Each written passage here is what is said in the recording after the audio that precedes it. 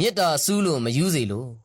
ကိုယ့်ဘောမေတ္တာအစစ်မှန်ပေးတဲ့သူမပြစ်မှားပါနဲ့မေတ္တာတရားဆိုတဲ့စကားလုံးလေးဟာအင်မတန်မှကြားလို့ကောင်းတယ်နားလို့ကောင်းတယ်ခံယူလို့ကောင်းတယ်တိမ်မွေ့တဲ့နူးညံ့တယ်လို့ခံစား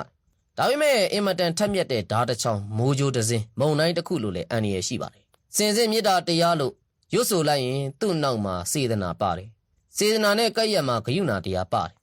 ဂယုဏဆိုတဲ့သဘောတရားနောက်မှာတနာကျင်နာမှုတွေကြံသေးတယ်ဒါနဲ့တည်းမပြီးသေးဘူး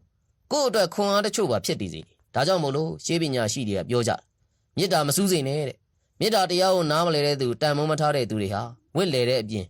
မေတ္တာတရားစူးတဲ့ဓမ္မခံစားရတတ်တယ်လောကမှာတချို့သောလူတွေကမေတ္တာတရားကိုနားမလည်ကြဘူးသူတို့အတ္တတွေအတွက်ကိုချင်းစာတရားနှဲပါလာတယ်သူတို့မာနတွေအတွက်တစ်ဖက်လူရဲ့ခံစားချက်ကိုမဆာနာတတ်ကြဘူးအဲ့ဒီလိုလူတွေဟာမေတ္တာစူးတတ်တယ်ဒါကြောင့်မို့လို့ကိုယ့်အပေါ်ကိုမေတ္တာတရားထားပေးတဲ့သူဝေမျှပေးတဲ့သူတွေကိုမနာကျင်စေနဲ့မထိခိုက်စေနဲ့ဝမ်းနည်းမှုတွေကိုပြန်မပေးမိစေနဲ့အဲ့ဒီလူတွေမရှိတော့တဲ့အချိန်ကာလတစ်ခုမှာကိုပြုတ်ခဲ့တဲ့မြ